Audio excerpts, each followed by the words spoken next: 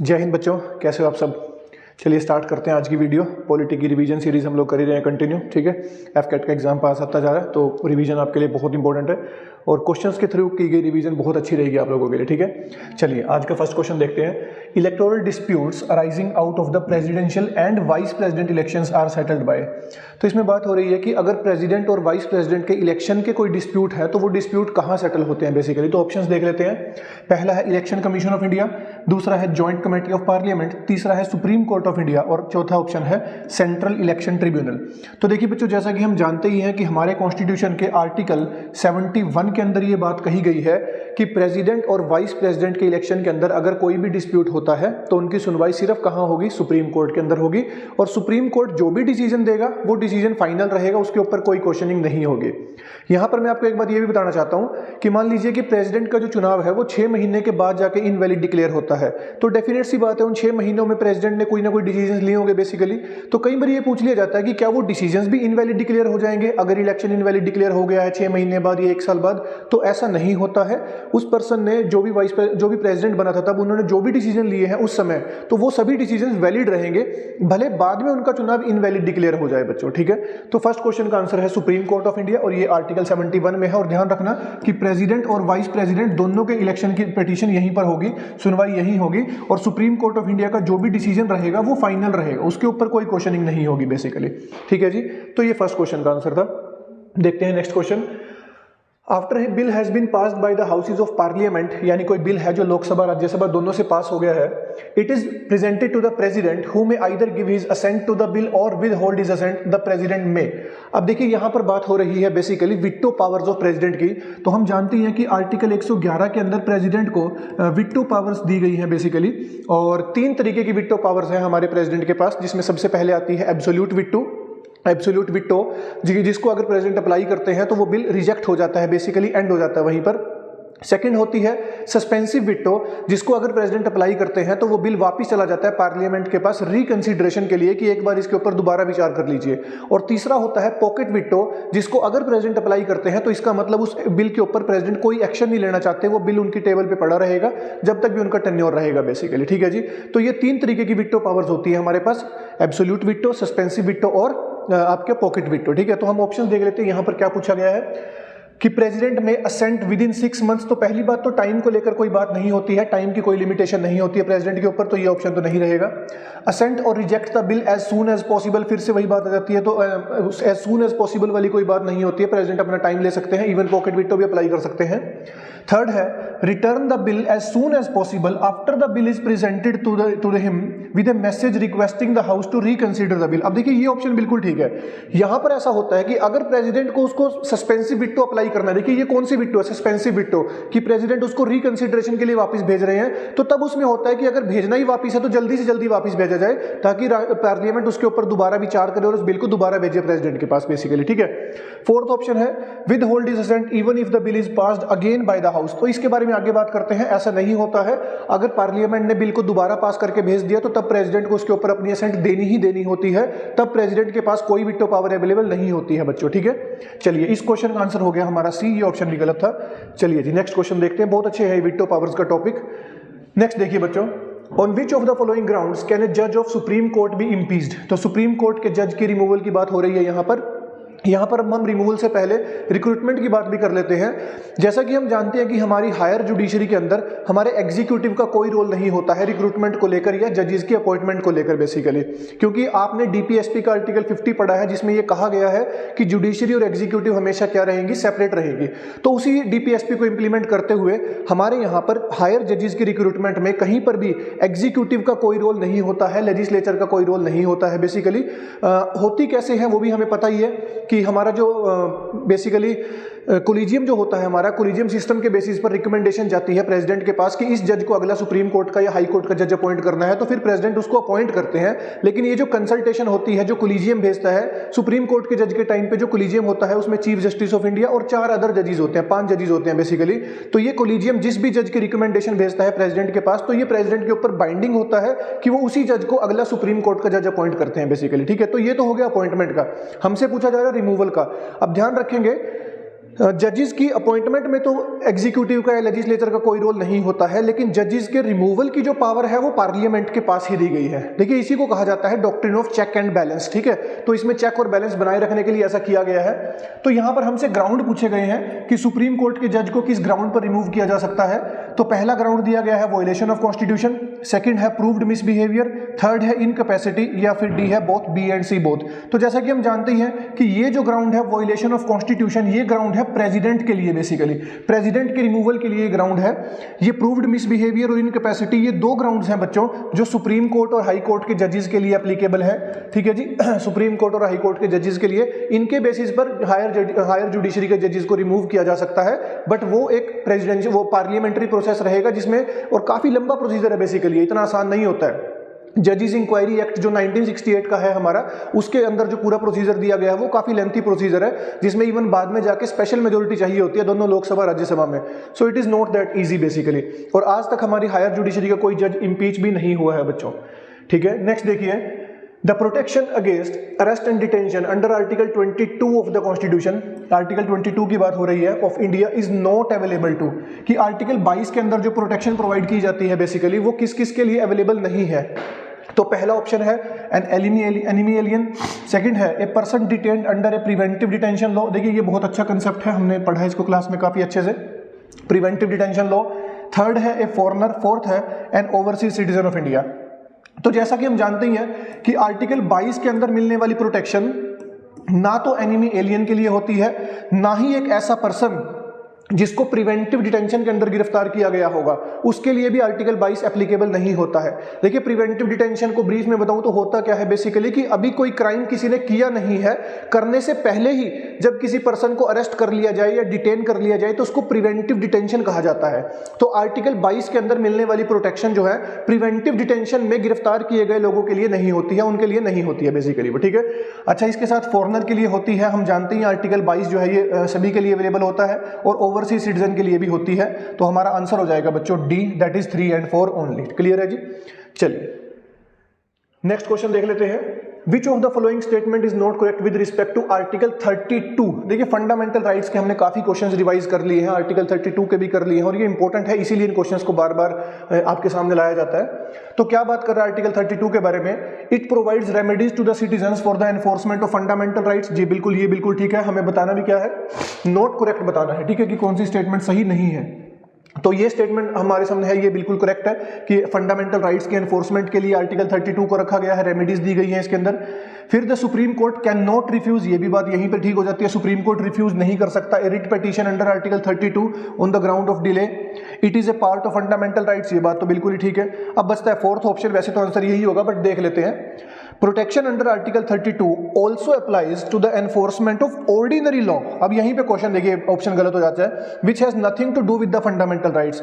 जैसा कि हम जानते हैं कि आर्टिकल 32 के अंदर सिर्फ फंडामेंटल राइट्स को लेकर ही प्रोटेक्शन प्रोवाइडेड है, किसी ऑर्डिनरी लॉ को लेकर आप आर्टिकल 32 के अंदर सुप्रीम कोर्ट नहीं जा सकते हो बेसिकली। क्लियर होगी बात, और ये सिर्फ फंडामेंटल राइट्स के लिए है। इसमें हम ये भी जानते हैं कि आर्टिकल 226 के बेसिस पर हम कहां भी जा सकते हैं, हाई कोर्ट जा सकते हैं।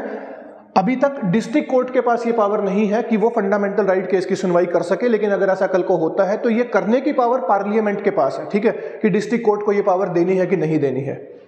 चलिए जी नेक्स्ट क्वेश्चन देखते हैं। नेक्स्ट है बच्चों, अंडर आर्टिकल 352 यानी नेशनल इमरजेंसी की बात होगी।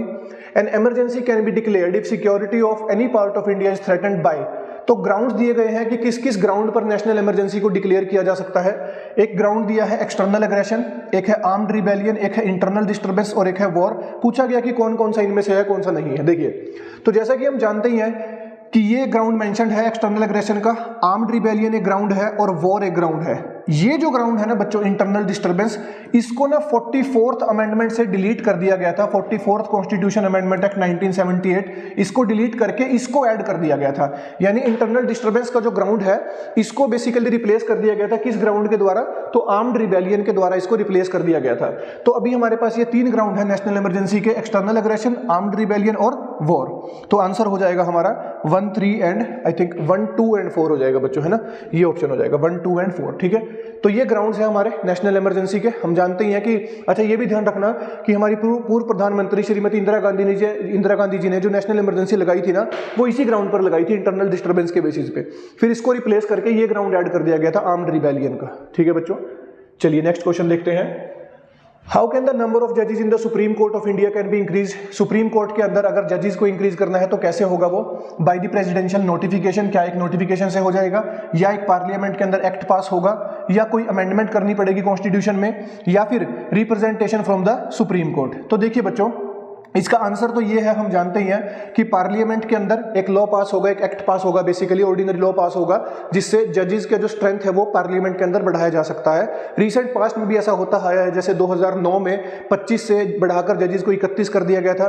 फिर 2019 में बीजेपी की सरकार ने 31 से बढ़ाकर 34 कर दिया था, 31 से 34 कर दिया था, including chief justice of India. इसमें chief justice of India included होता है बच्चों।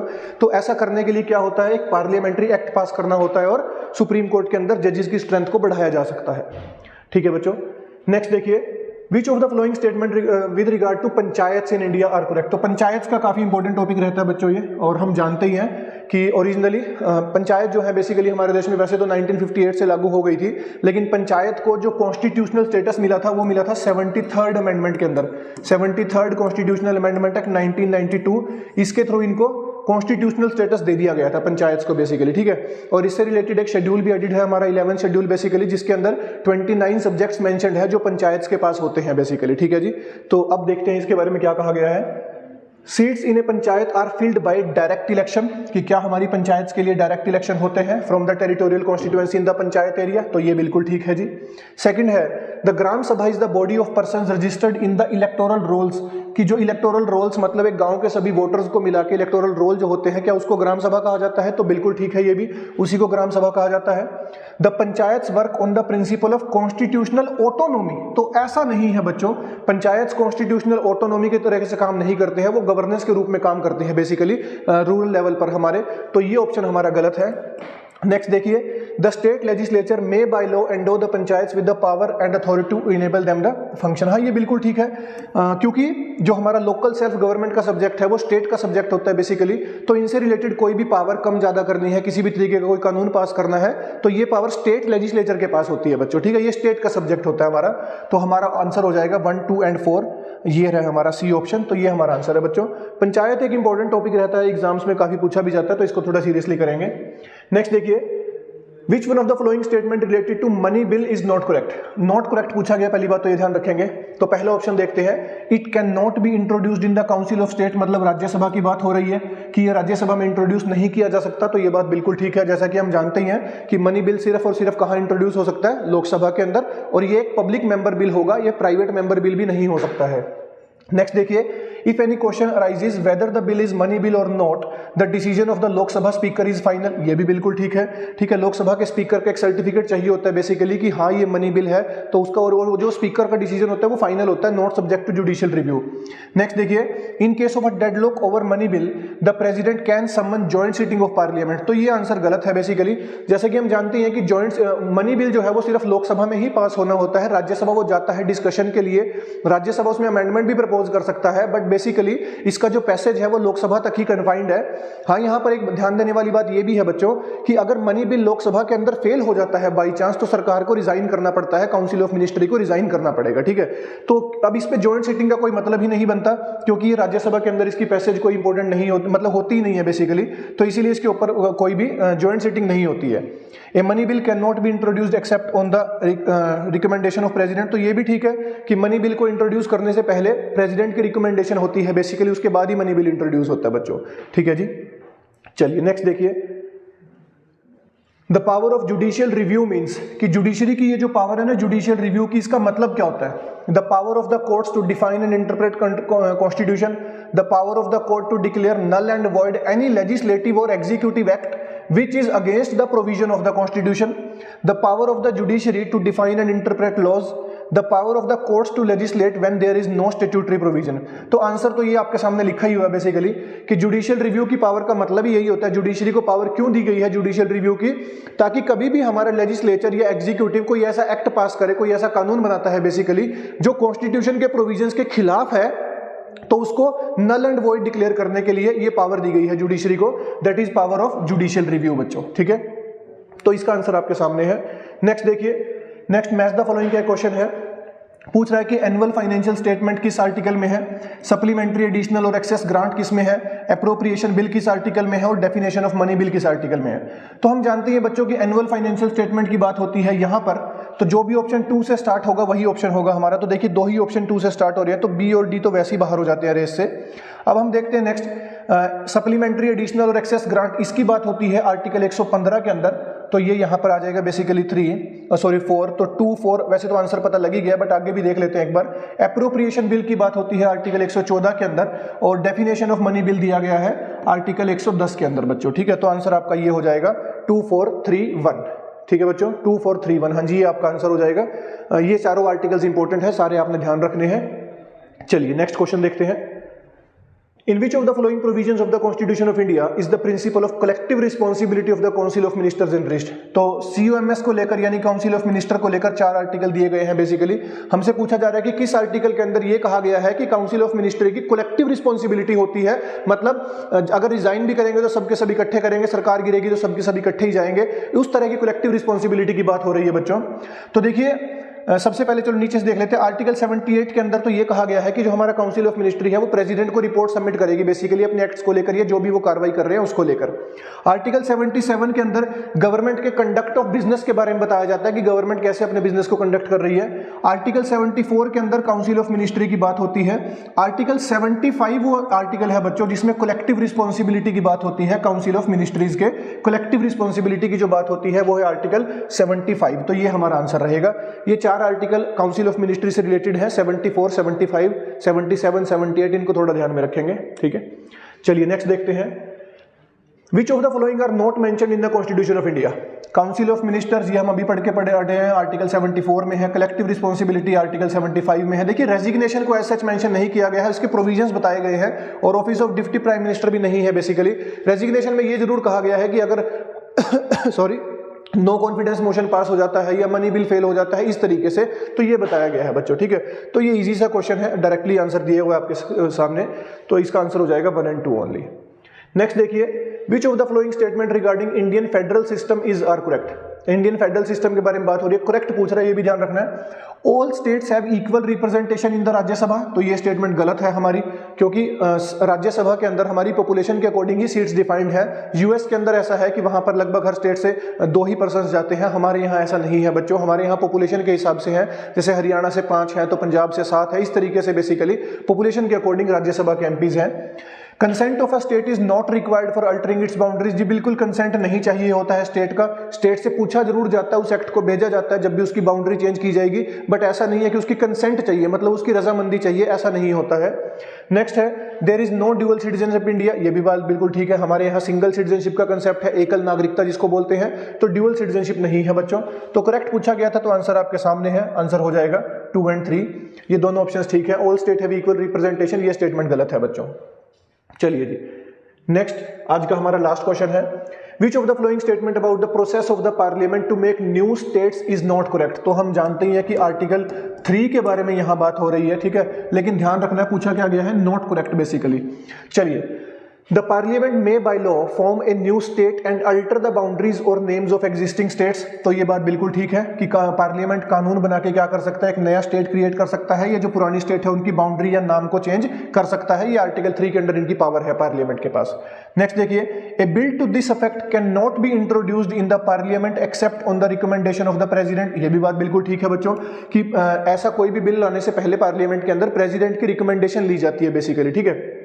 थर्ड देखिए, a bill to this effect may be referred by the president to the legislature of the affected state, जी बिल्कुल, राष्ट्रपति क्या करते हैं, एक बार के लिए उस बिल को भेजा जाता है उस स्टेट के पास, बेसिकली जिस भी स्टेट के साथ उसका नाम चेंज हो रहा है या बाउंड्री या एरिया कुछ भी चेंज हो रहा होगा। नेक्स्ट देखिए, such a law will fall under purview of article 368, तो ये ऑप्शन गलत है बेसिकली। क्यों गलत है?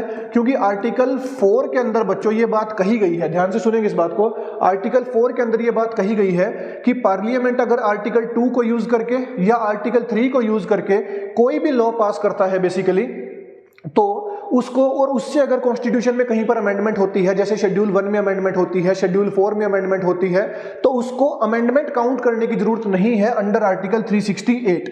और ऐसा इसलिए बच्चों, बिकॉज आर्टिकल 368 के बेस पर अगर कॉन्स्टिट्यूशन में अमेंडमेंट होती है तो वो स्पेशल मेजोरिटी से होती है, जबकि आर्टिकल 2 और आर्टिकल 3 इन दोनों प्रोसेस के अंदर ही जो मेजोरिटी यूज की जाती है वो है सिंपल मेजोरिटी।